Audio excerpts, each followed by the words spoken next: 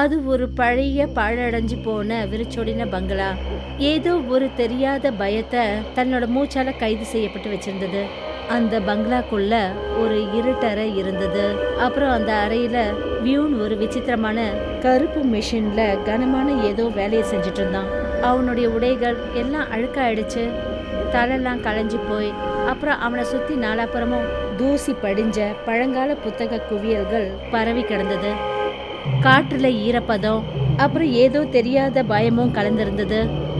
வியூம் திடீர்னு அந்த கிழிஞ்சு போன புத்தக குவியல்ல ஏதோ தேடிக்கிட்டு இருந்தான்.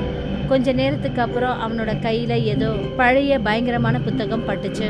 அது அப்படி ஒரு புத்தகம், ஏதோ பல காலமா அதை திறக்கிறதுக்காக காத்துட்டு இருந்த மாதிரி இருந்தது. அவன் அதோட பக்கங்களை திருப்ப ஆரம்பிச்சான். அதுக்கப்புறம் அவனுடைய விரல்கள் ஒரு பக்கத்துல போய் நின்னுச்சு. அந்த பக்கங்களுக்கு நடுவுல ஒரு பயங்கரமான ராட்சசனோட உருவம் இருந்தது. அவ்வளவு அருவருப்பா, அவ்வளவு பயமா, ஏதோ அந்த சித்திரம் வேற உலகத்தை சேர்ந்த உண்மையான உயிரினம் போல இருந்தது. வியூமோட உதட்டல ஒரு மர்மமான சிரிப்பு தோன்றுச்சு, ஒரு பைத்தியக்காரத்தனம் நிறைஞ்ச சிரிப்பு. அவன் படபடன்னு சொல்ல ஆரம்பிச்சான். இப்போ என்னுடைய ரெக்கை ரொம்ப தூரத்துல இல்லை. அப்பதான் அந்த அறையோட கதவு மெதுவா திறந்தது. மெல்ல மெல்ல காலடி சத்தம் உள்ள வந்தது. அவ பூஜா, வியூமோட காலேஜ் ஃப்ரெண்டு. ஆனா வியூம் தன்னை மறந்து நின்றுட்டு இருந்தான். அவன் அந்த இடத்துல இருக்கிறத கூட அவனால உணர முடியல. கொஞ்ச நேரத்துக்கு அப்புறம் அவன் மெஷின் கிட்ட போய் நின்னான். அப்பதான் பூஜாவோட குரல் அறையோட அந்த அமைதியில எதிரொலிச்சிட்டு வந்தது. ஏ வியூம், நான் இங்க வந்து 5 நிமிஷம் ஆயிடுச்சு, உனக்கு அது தெரியவே இல்லையா? வியூம் மெல்லமா தலை நிமிர்ந்தான். அவனோட கண்கள்ல ஒரு விசித்திரமான ஒளி இருந்தது. ஏதோ வேற உலகத்துல முழுகி போயிருந்த மாதிரி இருந்தான். ஏய், உனக்கு என்னதான் ஆச்சு வியூம்? கடந்த 1 மாசமா நீ காலேஜுக்கும் வரல, கிளாஸும் அட்டென்ட் பண்ணல, எனக்கும் ஒரு ஃபோன் பண்ணல, ஆரியனுக்கோ இல்லை அர்ச்சனாவுக்கோ பண்ணல. நாங்கள் 3 பேரும் எவ்வளோ கவலையாக இருந்தோம் தெரியுமா? அப்போ தான் எனக்கு ஞாபகம் வந்தது உன் டேடியோட பழைய பங்களாவை பற்றி. காலையிலேருந்து உன்னை தேடி தேடி நான் இங்கே வரைக்கும் வந்துட்டேன். அப்புறம் நீ எதுக்காக உன்னோட ஃபோனை ஆஃப் பண்ணி வச்சிருக்க? ஆனால் நீ இங்கே என்ன பண்ணிக்கிட்டு இருக்க? வியூமோட கண்களில் பைத்தியக்காரத்தனமும் ஆழமும் தெரிஞ்சது. அவன் ஏதோ விசித்திரமா பூஜா கிட்ட நடந்து வந்தான். என்னுடைய அப்பா பெரிய சயின்டிஸ்டா இருந்தாரு. அவருடைய யோசனை கலக்கலா இருந்தது. அவர் புதுசா ஏதாவது கண்டுபிடிக்கணும்னு நினைச்சாரு. அவருடைய கண்டுபிடிப்பு உலகத்தோட நினைப்பையே மாற்றக்கூடியது. ஆனா அவருடைய லட்சியம் நிறைவேறத்துக்குள்ளேயே அவர் போய் சேர்ந்துட்டாரு. இனி நான் அவருடைய கனவை நிறைவேற்ற போறேன். நீ சரியான நேரத்துக்கு தான் வந்திருக்க. நான் என்னுடைய கண்டுபிடிப்புல இன்னும் கொஞ்ச தூரத்துல தான் இருக்கேன். இப்படி சொல்லிட்டு வியூமோட கவனம் மறுபடியும் மிஷினுக்கு போயிடுச்சு. அப்புறம் பழைய புத்தகங்களை அவன் ஒரு பைத்தியம் போல பார்க்க ஆரம்பிச்சான். பூஜாவோட மனசுல ஒரு விசித்திரமான பயம் ஏற்பட ஆரம்பிச்சது. வியூமோட நடத்தை இப்ப ஒரு மனுஷனை போல இல்ல. கொஞ்ச நேரத்துக்கு அப்புறம் அவன் மெல்லமா கேட்க ஆரம்பிச்சான். ஆமா, அப்படி என்ன நீ கண்டுபிடிப்ப பண்ற? வியூம் உடனே அந்த புத்தக பக்கத்தை பூஜா முன்னாடி காட்டினா. அதுலதான் அந்த விசித்திரமான சித்திரம் இருந்தது. இது ஒரு பழங்கால புத்தகம். இதுல இருக்கிற இந்த பிசாசை பார்க்கறல்ல, இது வேற யாரோ கிடையாது, இது நாம தான். பூஜா அப்படியே கல்லாயிட்டா. என்ன வளர்ற நீ? நான் ஒன்றும் வளரல, நான் சொல்றது உண்மை. இந்த உலகத்துல மனிதர்கள் எப்படி இருக்காங்களோ அதே மாதிரி நமக்குள்ள அந்த கெடுதல்கள் மறைஞ்சிருக்கு இல்லையா? அந்த கெடுதல்களும் அது பிசாசு ரூபத்துல ஒவ்வொரு டைமென்ஷன்ல பிசிக்கலி அவைலபிளா இருக்கும். அப்புறம்னா அந்த டைமென்ஷனோட கதவை திறக்கணும்னு ஆசைப்படுறேன். இப்படி சொல்லிட்டு வியூம் அந்த மெஷின் கிட்ட போனான். அப்புறம் எடக்கு முடுக்கான பட்டனை அழுத்த ஆரம்பிச்சான். ஏதோ அவனுக்கு கிறுக்கு பிடிச்ச மாதிரி. திடீர்னு மெஷின்ல இருந்து ஒரு அற்புதம், வெள்ளையா வேகமான வெளிச்சம் வெளி வந்தது. ஒரு பயங்கரமான பிளாஸ் அந்த அறையையே உலுக்கிட்டு போச்சு. அந்த வெளிச்சம் நேரா வியூமோட உடம்புல பட்டுச்சு. ஏதோ அவனை கிழிச்சிக்கிட்டு உள்ள இறங்கின மாதிரி இருந்தது. அடுத்த நொடியே வியூமோட உடம்புல இருந்து கருப்பு புகை வெளியே வர ஆரம்பிச்சது. அவனுடைய கரு விழிகள் வெள்ளையா மாற ஆரம்பிச்சது. அப்புறம் அந்த கருப்பு புகை ஒரு பயங்கரமான ராட்சச உருவத்துக்கு மாறுச்சு. அந்த உருவம் பூஜா வியூமை முறைச்சு பார்த்துட்டு சொல்லிச்சு.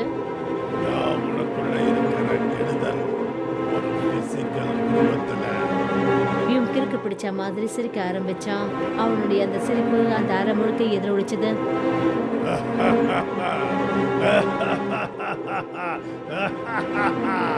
நான் என்னுடைய கண்டுபிடிப்புல வெற்றி அடைஞ்சிட்டேன். இனி நான் இந்த உலகத்தையே மாத்திடுவேன். அடுத்த நொடியே அந்த பயங்கரமான உருவம் பூஜா பக்கம் திரும்பிச்சு. அப்புறம் அவளுடைய கழுத்தை பிடிச்சது. பூஜாவோட சத்தம் நின்னுச்சு. அவ கண்கள் பயத்துல உறைஞ்சு போச்சு. காப்பாத்து, காப்பாத்து, காப்பாத்து, காப்பாத்து, வியூம், காப்பாத்து, என்ன காப்பாத்து. வியூம் பயந்து போய் கத்தினா. ஏய், நீ என்ன பண்ற? இவ என்னுடைய ஃப்ரெண்டு. முட்டாள், நான் இந்த உலகத்துல உன் மனசுக்குள்ள இருக்கும்போது உன்னால என்ன கண்ட்ரோல் பண்ண முடிஞ்சது. ஆனா நீ என்ன டைமென்ஷன் கதவு மூலமா வெளியே வர வச்சுட்ட. இப்போ இங்க நான் என்னுடைய விருப்பப்படி எல்லாத்தையும் செய்யலாம்.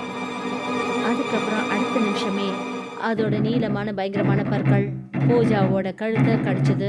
பூஜாவோட உடம்பு கொஞ்ச நேரத்திலேயே வெள்ளையா மாறிடுச்சு. அவ கடைசி மூச்சை விட்டா. அப்புறம் கீழே விழுந்துட்டா.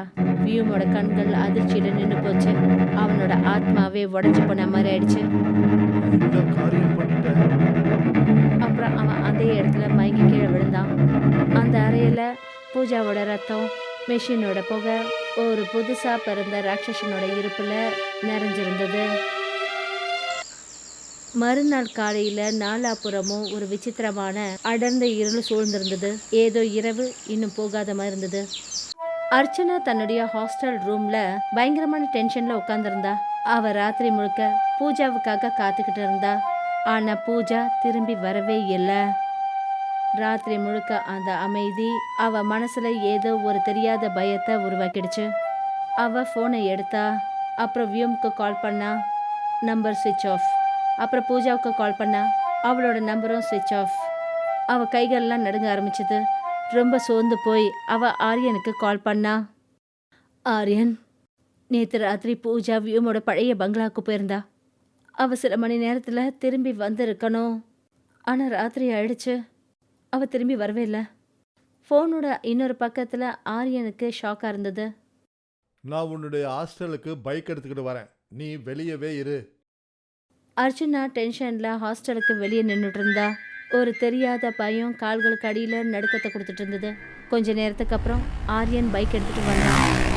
ஒருவேளை பூஜாவுக்கு ராத்திரி ஆயிடுச்சுன்னு அவ அங்கேயே தங்கிட்டா போல இருக்கு.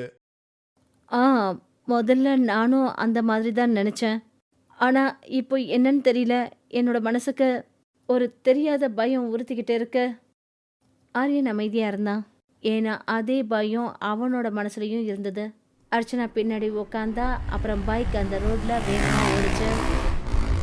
கொஞ்ச நேரத்துல அவங்க ரெண்டு பேரும் அதே பங்களாவுக்கு முன்னாடி நின்றுட்டு இருந்தாங்க. உடைஞ்சு போன ஜன்னல்கள், உடைஞ்ச சுவர்கள், அப்புறம் ஒரு பயங்கர அமைதியோட இருந்தது.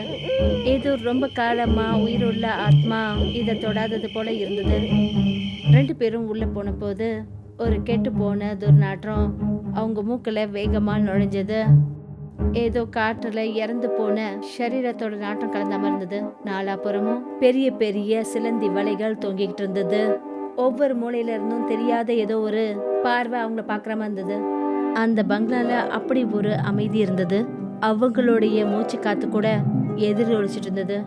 அர்ச்சனாவும் ஆரியனும் பூஜா வியூம்க்கு குரல் கொடுத்தாங்க. ஆனா அந்த சத்தம் சுவர்ல பட்டு திரும்பவும் எதிரொலிச்சது. ஏதோ அந்த பங்களா சத்தத்தை விழுங்குற மாதிரி இருந்தது.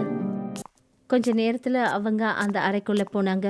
அங்க தரையில பூஜாவோட பிணம் இருந்தது. அர்ச்சனாவோட கண்கள்ல பயம் தழுவ ஆரம்பிச்சது. ஆரியன் உடனே மயங்கி கிடந்த வியூம் கிட்ட போனான். வியூம், சீக்கிரமா எழுந்துரு. உனக்கு என்ன ஆச்சு? வியூம் முழிச்சான். மோகன்லாம் வெள்ளையா, கண்கள்ல பயம் நிறைஞ்சிருந்தது. அவன் கத்திக்கிட்டே சொன்னான், நீங்க ரெண்டு பேரும் இங்க இருந்து போயிடுங்க.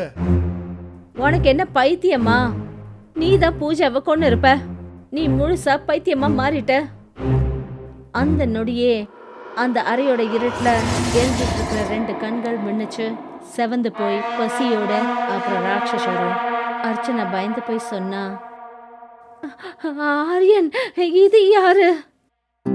அடுத்த நிமிஷமே அந்த பயங்கரமான ராட்சசன் இருட்டுல இருந்து முன்னாடி வந்து நின்னா. அதோட நீளமான விரல்கள், குனிஞ்சிருந்த முதுகெலும்பு, அப்புறம் பயங்கரமான மூச்சு காற்று அந்த அறையோட காற்றை கிழிச்சிட்டு இருந்தது. யாராவது ஏதாவது புரிஞ்சுக்கிறதுக்கு முன்னாடி அந்த ராட்சசன் அர்ச்சனா மேல பாஞ்சான். அவளுடைய கழுத்துல தன்னோட பற்களை பதிச்சான். அர்ச்சனாவோட கத்துற சத்தம் அந்த அறையை உழுக்குச்சு.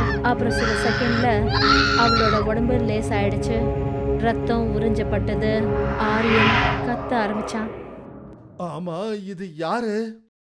வியூம் அழுதுகிட்டே நடுநடுங்கிக்கிட்டே தடுமாற்றத்தோட நடந்த விஷயங்கள் எல்லாத்தையும் சொன்னான். அவனோட குரல்ல ஒரு நடுக்கம் இருந்தது. ஏதோ அவனுடைய ஒவ்வொரு வார்த்தைகளும் மரணத்தை நோக்கி விழறாம இருந்தது.